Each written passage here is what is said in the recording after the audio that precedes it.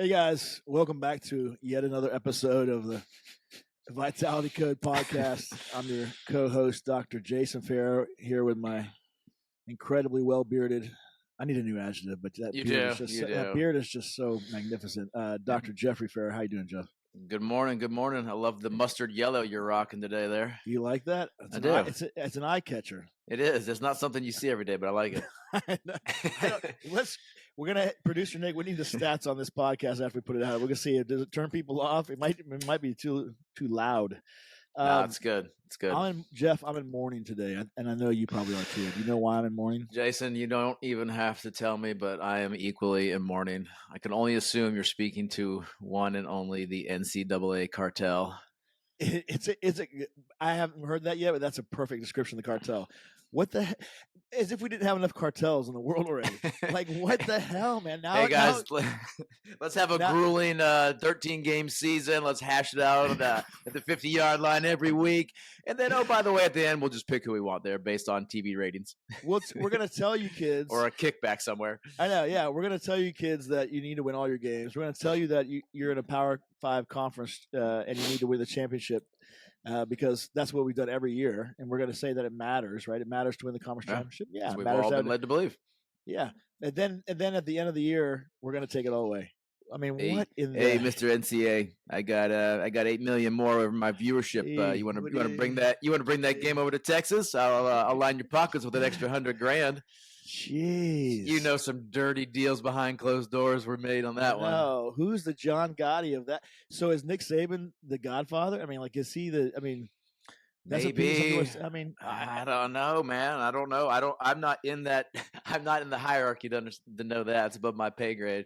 But I bet someone got their pockets lined for that one, brother. Jeez. Hey, did you see old DeSantis? DeSantis has taken a stand. He would. What'd he say? No, I didn't. He said, "Here's $1 million in next year's budget. Should we decide to sue the NCAA?" Wow, that was funny, man. Well, they lost I don't know. I saw some stat. There was $30 million lost the revenue to FSU, based on that. Yeah. So, the state lost $30 million. Well, yeah. I mean, FSU. Well, indirectly through, yeah. Sure. I mean, the coaches, they would just line somebody else's pockets, but hey, God, man. It's wild. But it's like, it's just like. While we're on the topic of FSU, though, delete that F-bomb, by the way, Nick. Can you delete that? Nah, leave it up and running. Oh, man. Jason, sorry, there is there's a photo of you circulating around I hate you. I hate you right now. On the internet sphere. You know, I couldn't leave this hanging. You know what I'm about to say, too. Did you and Nick conspire? We did not conspire, but that would have been great. I'm gonna text Nick right now. You should have. Yeah, that would have been great. I want to apologize to Knoll Nation. Yes, go ahead and say what you need to say because you know what's about to come out. I'll give you a brief 45-second chance to plead your case. Okay, here's my case. Gentlemen and ladies of the jury. When one finds oneself, Nick, I'm gonna email you a photo that I want you to bring up. All right? No, listen, on the holy altar of matrimony, my friend, matrimony. I mean, I love the Knowles, I do, but matrimony, come on. Happy wife, happy life. Exhibit A: happy wife, happy life. All right, so my phone will work. I just texted Nick a photo, and I just want to lay this scene out for you guys. Well, hold on. One more. I get 15 more seconds. I'm going to reclaim my time, sir. Reclaim my time. Nick, I just want to tell you and everyone out there, happy wife, happy life. Okay, and you all have seen the bumper stickers and the plates. House divided. We were a house divided, but we found a compromise. Okay, this is a message to you, Mr. Putin. It's a message to you, Mr. Netanyahu. Look, this is how diplomatic. This is how diplomatic relations are done. All right. So my wife and I we were house divided. UNC, Tar Heels, and don't forget all my in-laws, and then myself, Knowles, both in ACC. So we made a compromise. We said Heels basketball, Knowles football. Okay, now you can have the floor, sir. I relinquish my 5 seconds of time. Jason, as the de facto leader of the Knoll Nation at this moment right now, it did nothing less than break my heart to see footage, documented footage live, of mind of you wearing what is the ridiculous blue that they call it? What is their baby blue? Carolina blue. It's God's favorite color. You can't get to heaven in a red canoe because God's favorite color is Carolina blue.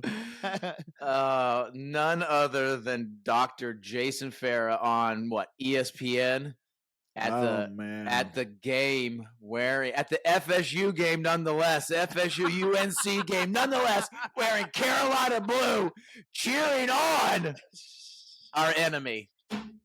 Roll it, Nick. Roll it. Oh God, it hurt my feelings. It hurt my feelings. Uh-oh, here it comes. Oh, I see something coming. Oh God. So you weren't the only one. The first text I got was from my buddy Neil Rogers, and I remember old Neil. The picture came across and it just said at the bottom, "Traitor." Yes, perfect. And I was like, "Thank you, Neil." It was a gut punch. It was a gut, and then you said the same thing. It was so funny. Yeah, and you have sold your soul. Is that chili in the background? No, that's the Nick side. Oh. All right, you just load it up when you can, Nick. We'll take a little break once it rolls. So let's get down to business, though. Well, just the camera guy was on me for like 8 seconds, dude. Jeez, it's like Ferris Bueller's Day Off, right? You skip school or you skip whatever, or you tell your wife you're at the office, and then you show up on TV.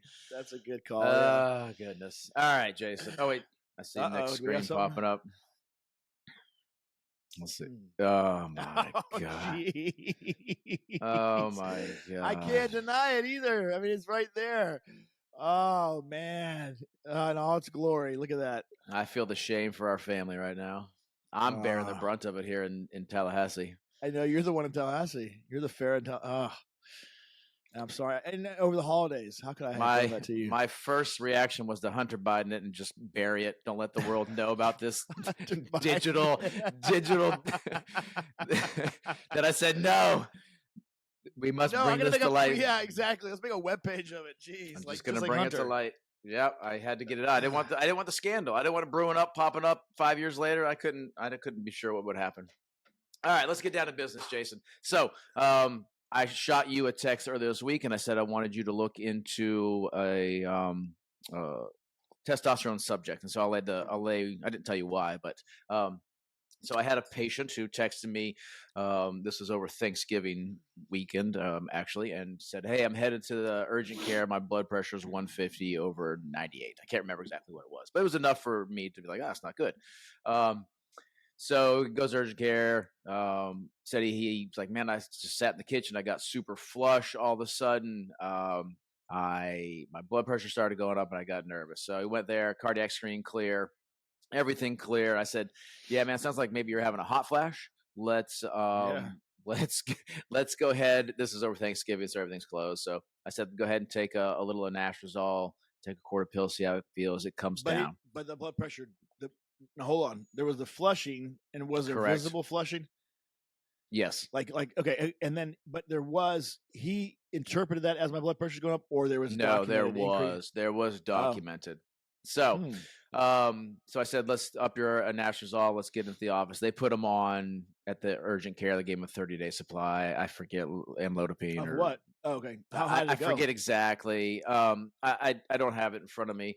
But so he comes to the office on Monday. He's like, "I'm feeling better," but I check his blood pressure. It was like, I don't remember the exact numbers. It was pretty high. It was like 160 over 90. And then I checked in the office and it was down to like 150 over 90 or something. So it had dropped, but still not his normal, pretty healthy guy, pretty normal. So we pulled labs, and his hemoglobin hematocrit was 56. Ooh. So I was like, oh, I went back and looked at all his records. He's on pellets. He kind of teetered on the estrogen, which is why I initially thought his hemoglobin and hematocrit were all the same. Hemoglobin was kind of stable, only slightly elevated, but his hematocrit was quite elevated. So we sent him to get blood donation. Felt significantly better. Blood pressure dropped down to the 120s after 2 rounds of blood donation. Of course, he's still on the amlodipine. So that got me to thinking, I want to talk about this possibility of he had red blood cell elevation, and elevation in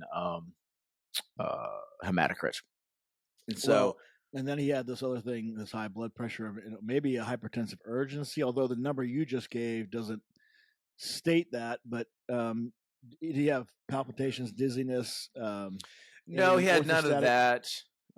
So I don't know exactly what had happened. He was in a high stress environment. I think his estrogen was a little elevated because he did get this hot flash suddenly. I think it all kind of led to a little bit of anxiety and all that. But when we calmed him down, and in terms of like stable physiologic, I said, man, we need to look at your hemoglobin, hematocrit, your red blood cells, and we need to make sure that this is not a contributing factor to what's going on. And so. Right. I always tell my guys that this is probably the number one thing that we're going to be managing with your testosterone, that and the estrogen, but your changes in your red blood cell and your complete blood count on your lab profile is probably the number one thing that I'll be managing and monitoring. It's the most common thing that I see. So I said I wanted to talk to you and just see, like, is this the same as elevations in hemoglobin, hematocrit, and red blood cell count that we would see in polycythemia or other conditions? Does this mirror the same risk factors as that, and what would be different about it if it's induced by testosterone? And then I wanted to review with you some of the mechanisms behind that, just to kind of maybe further elucidate it to my knowledge. Oh yeah, So for sure. that was the question that I asked you in a long-winded way, and that was what prompted me asking it. And so, gentleman's doing good, still on blood pressure meds. So we're kind of figuring out exactly what had happened and what caused it. But it in my opinion, it definitely was a contributing factor, or at least not something that an ideal state that we want to keep. I think it's running. a contributing factor. I mean, I think it's clear the blood volume was higher and the viscosity of the blood was higher. Categorically, the clinical ramifications of that are really hard to parse out. But I mean, the other thing too is you have to understand. I would want to know what's this guy's left ventricle look like, or maybe even his global cardiovascular function in a comorbid guy with a lot of chronic medical diseases. But you say he's a younger, healthy guy, right? No, he's slightly older, but he's a really healthy guy. But nonetheless, I wanted to dive down. This is the most common thing I see, right? Elevations in hemoglobin, hematocrit, erythrocytosis, and so I wondered if you could start to shed some light on the mechanism of that and testosterone, and as I understand it, erythrocytosis is the most common adverse effect with testosterone replacement therapy. Yeah, for sure. I don't want to go down a rabbit hole of this particular guy because I think there is a lot of things going on there, but I think it would definitely was a contributor, I think, to his hypertensive issue. I think that the blood pressure is a sum of a lot of different things: arterial stiffness, Starling's forces. But I mean, you have, to that point, Starling forces in the proteins in the blood stream, and if you have a lot of hemoglobin molecules and red cells in there, for sure, it's good. And then just the blood volume is going to be a lot increased. But yeah, it's erythrocytosis is not polycythemia vera. They're much different. One's a primary erythrocytosis, like polycythemia vera is a pathologic state due to pathologic changes occurring in the bone marrow, where the erythrocytosis is more of a transient. It's a secondary, like erythrocytosis. It's not a primary, and it's induced by the testosterone molecule, and it's the number one it's the number one side effect, I guess you could say, or potential complication, if you will, of testosterone therapy.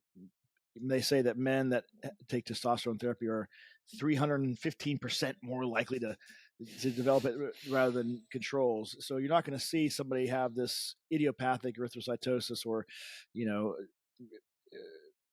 other induced erythrocytosis very much, but in testosterone, absolutely. And it's interesting the hematocrit was 56 because what I saw what I've seen rather in the literature is that while it ranges from, I think, 52 to 55, 54% seems to be the average cutoff for most of the societies when they say that, that's the point at which intervention is warranted. It was interesting. I recently saw a little PowerPoint on the internet that was based on a tweet. They took a tweet. It was from then formerly known as Twitter, 2022. Actually, it was pretty recent, last year. And they had a bunch of andrologists, internal medicine doctors, urologists, and different things respond to this gentleman's, this pathologist. You can find on the Blood Project. Thebloodproject.com is pretty interesting.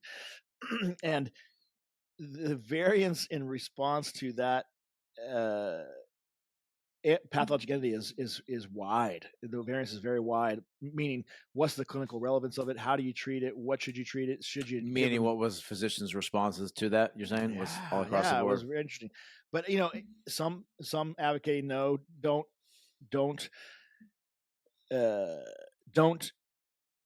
advocate for a phlebotomy. Instead, stop the therapy.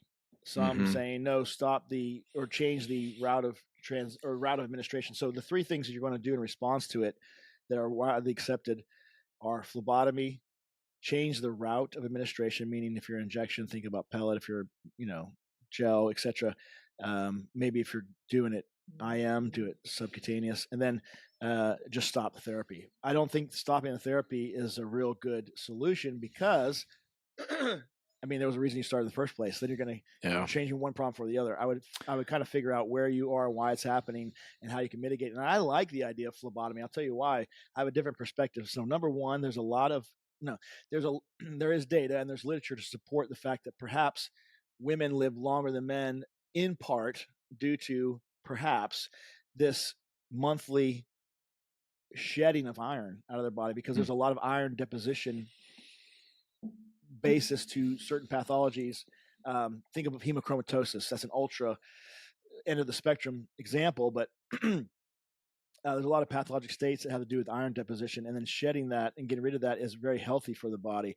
Phlebotomy, turns out, is actually very healthy for anybody. Like, I would recommend it, a couple times a year for anybody. Number two, I'm a trauma surgeon by origins, or, that's my origin story, right? So, and I have to advocate for the general populace out there. There's a massive need for blood and blood products that is not routinely met by donors, to the point where, we're obviously looking, and it's been an ongoing thing for decades, about blood substitutes. Not only for Jehovah's Witnesses, but just because there's just the supply. So your community, you're doing something good for yourself, and you're doing something good for your community, and that's always a win-win, literally. So I'm a big fan of phlebotomy, honestly, if you can tolerate it. But the way I address that is I just tell patients this is something that needs to be dealt with. So I preemptively discuss it with my patients. I tell them at 53. At a hematocrit of 53, we're having a discussion. At 54, we're doing something about it, and that's something about it really is your choice. I have options. I just need it to be handled so that we're safe. So I give them the options. First and foremost, you could always stop. I tell people that as an option. You're never locked into this treatment. I just need you to know that there's some pros and cons. We might do that. Second thing we're going to change dose and or route of administration. So we're going to stay on the medication, but we're going to change either your route of administration or we're going to change your dose. And then lastly, we're going to do phlebotomy. And not in any particular order. So those are the kind of three basic that I lay out for my patients. If their hematocrit starts to rise, I tell people it's not necessarily of utmost importance that you have to do it one or the other. We just need to address it somehow. Yeah. Interestingly, this guy was an older guy, right? Yeah. How old was he again? You're asking me to bring up. My guess would be late 50s. Okay, so because it tends to happen in older guys, advanced age, obesity. Yeah. So what are the risk factors for erythrocytosis? Well, if you're already if you're having hypoxemic insults, which is a natural adaptive state, right? Because that's your body's response to less oxygen, is to increase the oxygen carrying capacity in the blood. One example would be like OSA, obstructive sleep apnea, COPD. People that they're already going to have higher hemoglobins and hematocrits because they're trying to compensate for a pathologic state.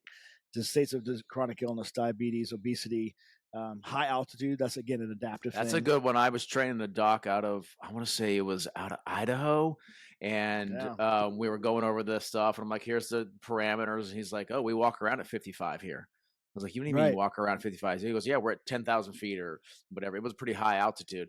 It was like 9,000 plus feet. And I was like, oh, well, yeah, that's going to make a difference. I don't know what to tell you in that regard. You're going to have to start to use some of your own, because that at sea level where I am at Florida, we're at sea level, we're at altitude of 6, so it's Jeez, yeah. very different.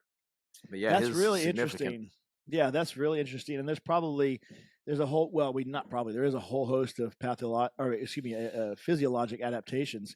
But if you use these hard and fast rules that are somewhat dogma, uh, in terms of society guidelines, you would never even start anybody. If he says that everybody walks around, and let's say that's true for the most part, well, you would never start anybody on testosterone, Right. because those are contraindications, or hematocrit. So it makes you wonder how much is this, and so then we'd say, well, what is reported in the literature? Is there a lot of clinical evidence of thromboembolic events, hypertensive events like this, people developing heart failure just from that alone? And again, that's a hard study to design in a sense, and it takes a lot of patience, not patience, but literally Enrollees. enrollees of patients, because you're going to have to figure out, you're going to want to do a logistic regression analysis and figure out independent variables, right? And so all I can tell you is that there is little to no evidence that it causes those things that we're so worried about.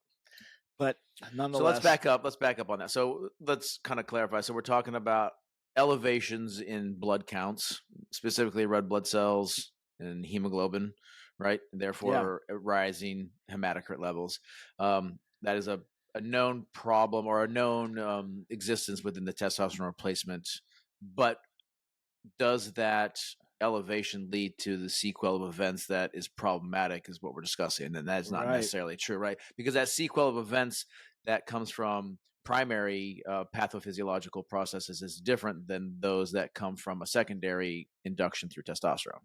It's a good point. That's absolutely right. So what it looks like, it was an elegant study in 2010, rather, I think it was in the New England Journal or JAMA, and they kind of finally elucidated, look, this is not polycythemia vera. You're not having bone marrow alterations. What it looks like is there's a master hormone called hepcidin. Hepcidin is derived from hepatocytes in the liver, and it seems to be, along with ferroprotein, basically is a protein that shuttles ferritin, and the two interact to regulate iron homeostasis. Okay, so if you are in a chronic disease state, you will likely upregulate hepcidin. If you upregulate hepcidin, that's the brake. That's the master brake on iron on the substrate to create red cells, or the need, or the necessary to create hemoglobin, rather, and thus red cell, on the red cell. And so it will work in several ways. So you'll have less extrusion from splenic macrophages. You'll have less absorption of iron from duodenal enterocytes. You'll have, less effect from the kidneys in terms of EPO, and that kind of thing, based on this hepcidin. So testosterone, especially rapid administration or rapid absorption of testosterone, tends to do it more. And you'll bring up that, I think we've got a little figure, Nick, and you'll see where there's an interesting interplay between these 4 sites, basically.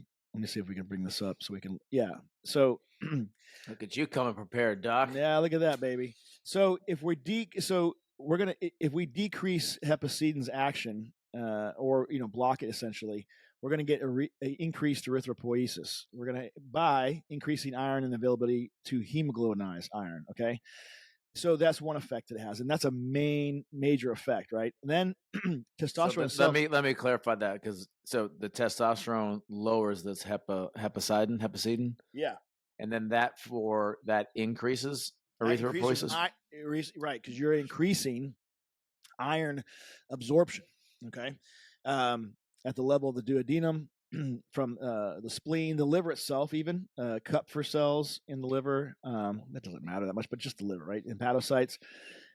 Interestingly, estradiol has an effect on the liver to increase erythropoiesis. So if you have a quick conversion to estrogen, when you see intramuscular, and we'll get onto this in hopefully another episode, but depending on how you administer it, testosterone cypionate intramuscular, we know that it raises or it can raise blood levels very quickly, and thus convert to estradiol very rapidly. And if you have a lot of estradiol hanging around, or you're just an estrogen converter, you're going to have even more of this effect of estrogen. So we got one effect on epicene. Number 2, estradiol.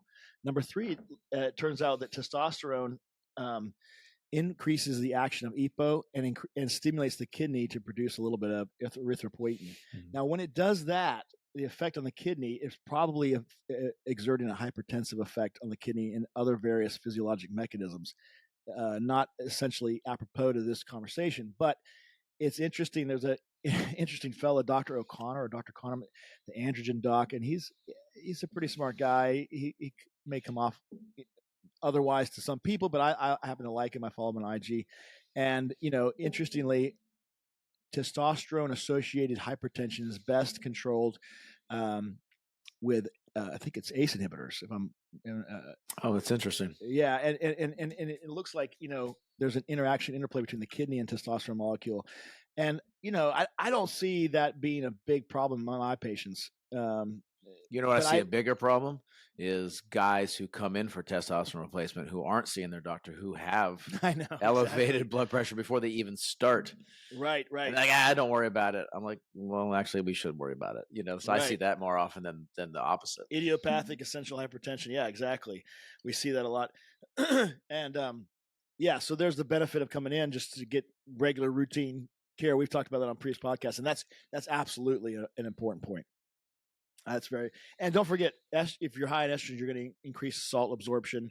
You're going to increase. That's a good one. I didn't think of that. Fluid absorption. Yeah. So so it has that kind of adrenal hormone, like mineralocorticoid activity, like spectrum of action. But there's just no compelling evidence, though, that it categorically does increase the blood viscosity. Increasing blood viscosity, we know from physics, will make it harder to push the blood through the pipes, so to speak. Mm-hmm. So it will probably be harder for an older guy, because at that point you'll have loss of collagen and stiffening of the arteries, pulse wave velocities are increased, etc. So again, this older guy tends to be a bigger issue. Where was he in his where was he in his treatment? Like, how long had the treatment been going on? This was on the 3rd pellet, so 3, 6, in between 6 and 9th month. So it usually dead on. So that he was a good one. Usually it tends to occur between 6 and 12 months, with 12 months being the peak range. So it's going to happen if it's going to happen, it's going to happen within the first year. Right. Typically, and usually not before 6 months, but I've seen it happen, that early. But how about you? Have you seen it happen that early, or usually a delay thing? No, I generally see it early. I think it depends. I think injections happen earlier. I think pellets happen later. And so injections, it happens really quick. I'd say in the first 6 months, which is why I try to get 3 labs before then. And so I tell people kind of what you elucidated. So to recap, so we have this increase in the blood count. We have 3 potential mechanisms by which it's working. 3 smoking guns, So we have the testosterone's direct effect on the kidney and EPO. We have testosterone's conversion to estrogen and its effects, primarily, as well as its effects on the liver, correct? Yep, yes, correct. And then we have the testosterone's effect on the liver through its action on hepcidin and how it affects iron homeostasis. That's interesting. But I tell people, like, is this going to cause you to have a blood clot? Is this going to cause you to have a cardiovascular issue? And the answer is we don't know, is what I tell my patients. I say it's probably not something that I'm comfortable with just ignoring in my clinic. So I tend to lay this as a framework for how I want to handle their testosterone therapy. Is there's not great compelling evidence that raising your testosterone to a level that some may deem as more than, I hear this from primaries. Oh, you don't need a testosterone of 800, 900. I'm like, well, that's not necessarily going to cause a sequel, right? And so I tell, but we don't always have to go bigger, right? So we're not always shooting for these big numbers. And so I tell people, well, there may not be a direct correlation between elevated hemoglobin, hematocrit, red blood cells from testosterone and a direct cardiovascular event that I can put my finger on and tell you, here's the percentage likelihood that you're going to have this. It also may not be something that we want to just happen and not deal with, right? So we're Well, kind of balancing, right? You're right, but you hit on a point there. There is a direct dose dependent relationship on the occurrence of this. Oh, for this, for sure. Yeah, I mean, it's documented in the literature. But I guess I was saying before that, I was saying, like, if your testosterone's high and these other things aren't happening, then the high testosterone in and of itself is not a problem. Just the number being high. Oh, absolutely. The serum level, you're absolutely right.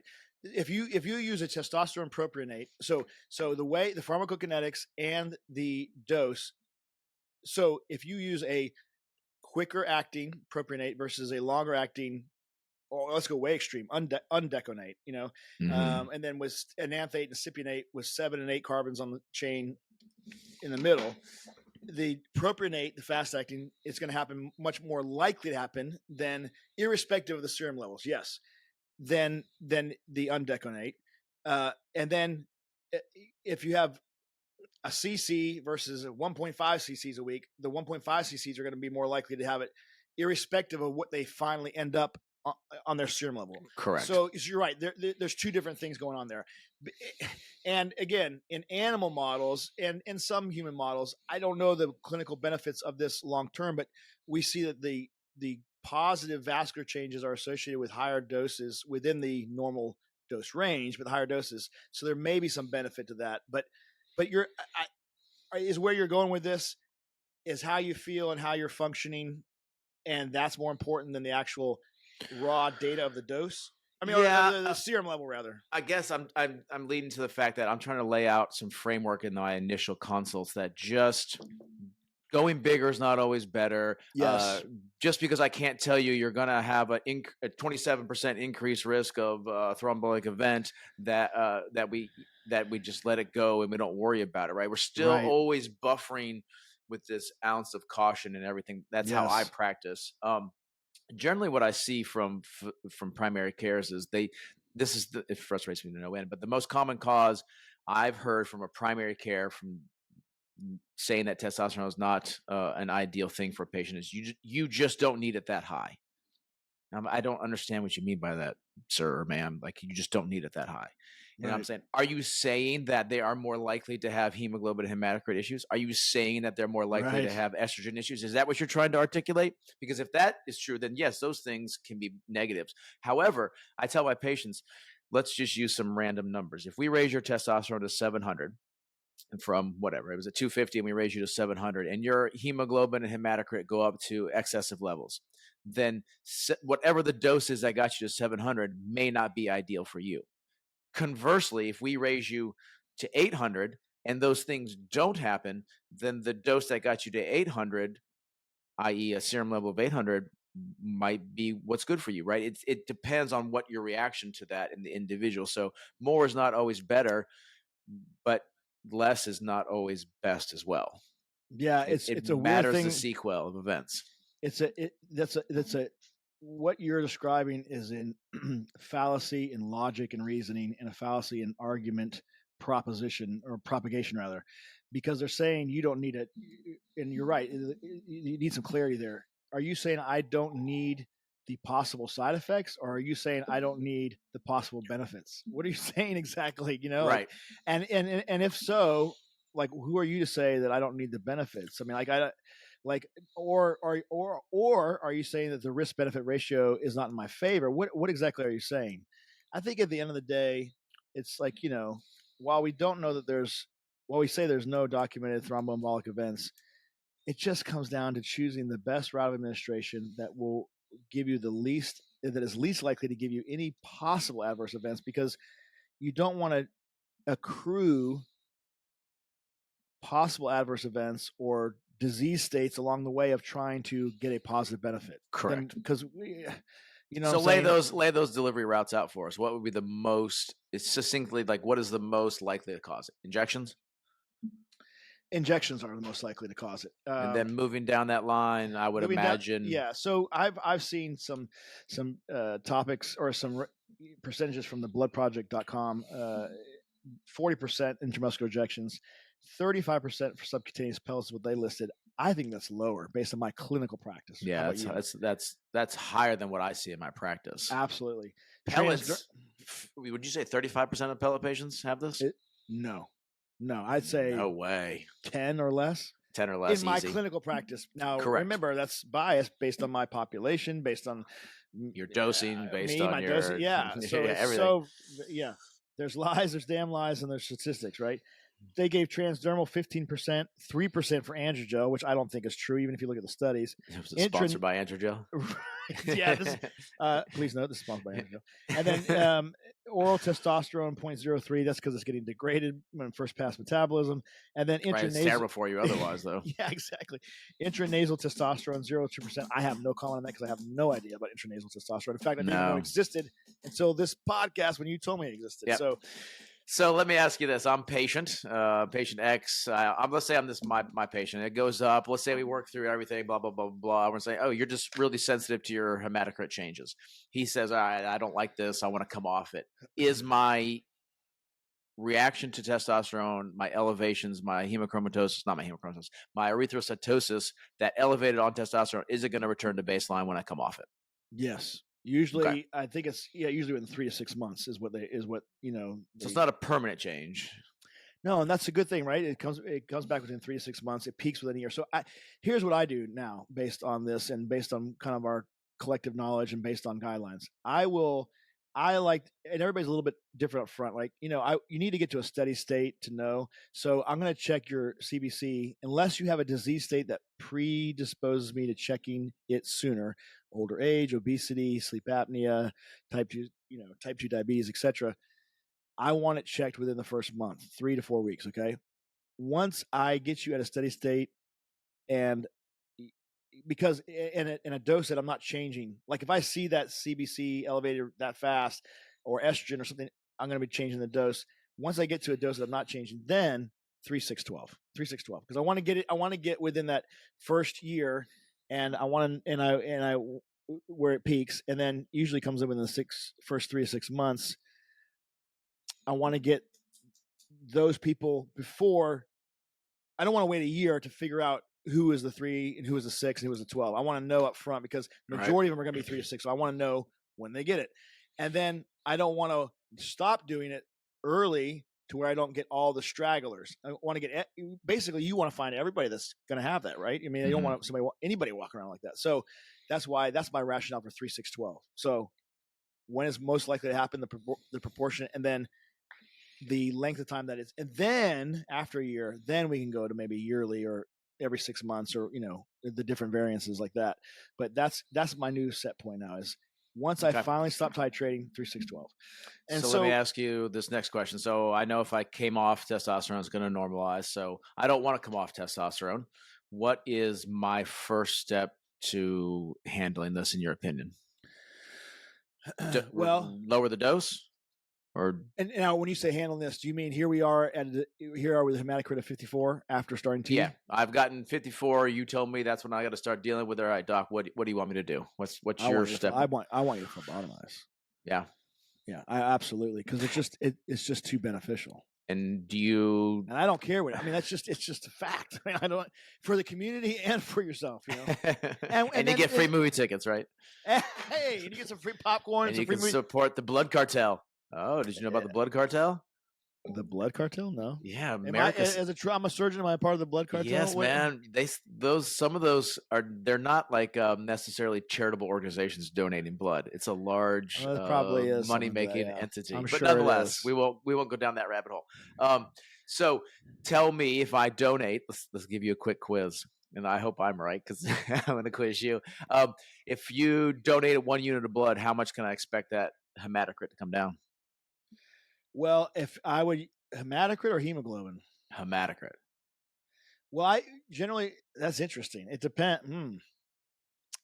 I'm going off memory, so I don't like questioning you on the science stuff, but I wanted to throw that. That's interesting. This might be the one pearl that I know. Well, I would tell you that I would say I don't know. The answer is I don't know. I'd have to go in reverse, because I usually estimate when I'm in the ICU or in you're going the other way, huh? I'm going the other way. So if you're at a hemoglobin 6, I'm gonna give you a unit of blood expected to go to 7. 7 times 4, it's usually 4. But we're talking about people that have excess. The ratios don't work. So I would expect your hemoglobin to be about 28. So I don't know, 4 points. I don't know. I would guess 4. You just went through the most ridiculous. What was that movie with Russell Crowe? Beautiful Mind. Beautiful Mind, right there, and the answer was 3. That was close. I know, that was good. Woo! He still got it, folks. You just went from a person dying on the table, getting units of blood, calculated some random algorithm in your head, came out with how much you should change based on the opposite patient going the opposite direction, and you got pretty damn close. I would say with blood, I know blood because I have as a trauma surgeon, and so it was always fun to talk to pathologists and hematologists because I didn't know their world like they know it, obviously, but I knew enough from my world that I could have. It was fun having those conversations. I think I think the key takeaways are it's a dose dependent stimulating effect on erythropoiesis. Well, I'd say takeaway number 1, you need to be having it checked. God, that is fantastic. I this week, man, it has been insane. This week alone in the clinic, I have seen 5 different guys who weren't getting their estrogen checked, who weren't getting their CBC. I'm like, what is going on? And on physician prescribed testosterone? Yes. Do you know what the rate is? Not to. Do you know what the rate is? According to what the one study I read, the rate of primary care is prescribing testosterone that don't do follow-up labs. Oh, I bet it's astronomically high. 50%. That's insane. Holy shit! I know. And you're going to give me crap primary care? You don't even check. You know, you and your cohorts don't even do follow-up labs. It's wild. So step number 1, get it checked. And go to a provider that knows what they're doing, and not even knows what they're doing, is committed to doing it in a comprehensive, reliable, safe fashion. I mean, it's not that they don't know or they can't know; it's just how you're approaching it. I think Yeah.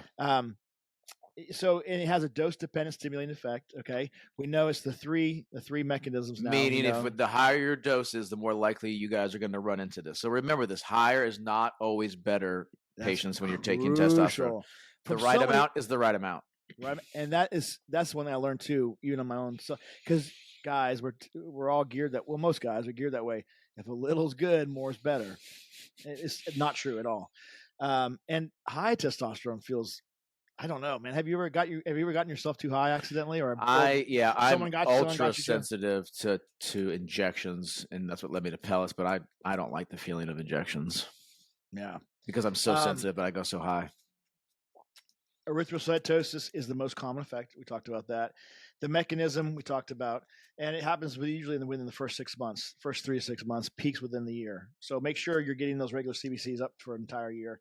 And good news, you're right, it stops between usually 3 to 6 months after treatment, certainly within a year after treatment. So it's transient. Yeah. So if it happens, get some phlebotomy and then start your titration back up again. Yeah, exactly. Maybe change your route. Like, clearly even this third-party source was telling you that pellets are lower and so on and so forth. Pellets to me are just the cleanest and the best. Anyways.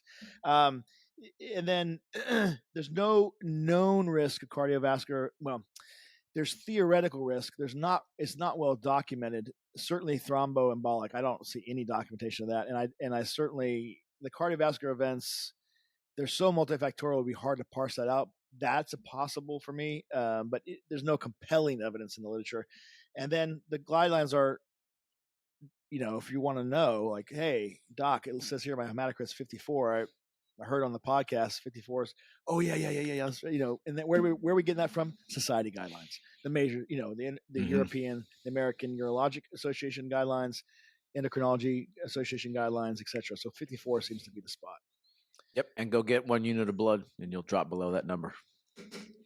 There you go. Yeah, all you got to give is a unit. I mean, and the cartel. We'll have to talk about that offline. I didn't know.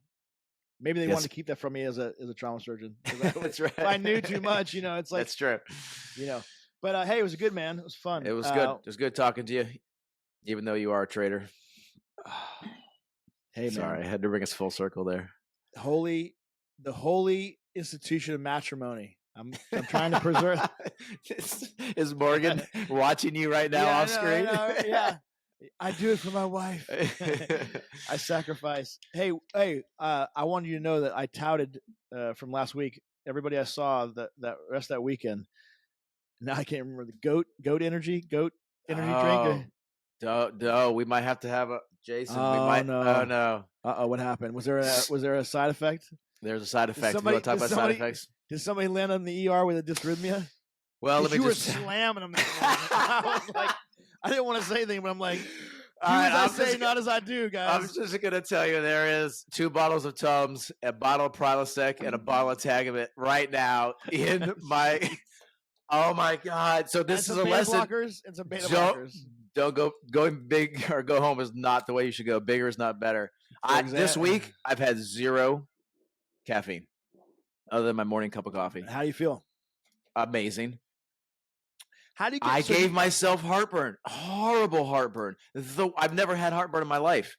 It was the worst event. It was just this nagging, gnawing. It was terrible, man. Yeah, it lowers your esophageal sphincter tone. Oh, No, that's no. God. Keep your sphincter tight. That's life advice right there. That's right.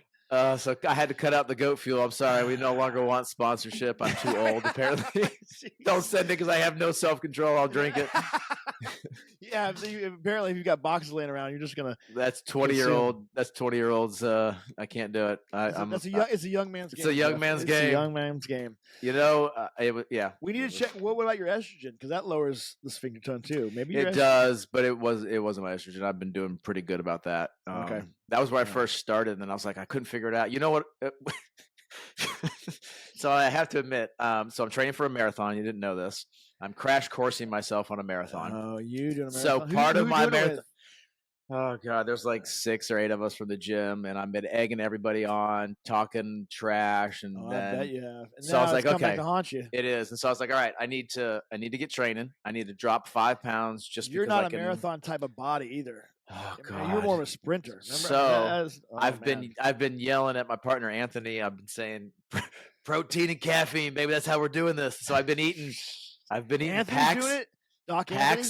packs of bacon and goat fuel for about a month, and then just the And you wonder why you're getting. You wonder why you're getting. Jeez. No wonder you're getting heartburn. God. It's awful. So I've had to clean up Saturated everything. fat and caffeine. Oh my! I did run gosh. 6 miles this morning, though, brother. Woo! I'm What's the farthest you've ever run?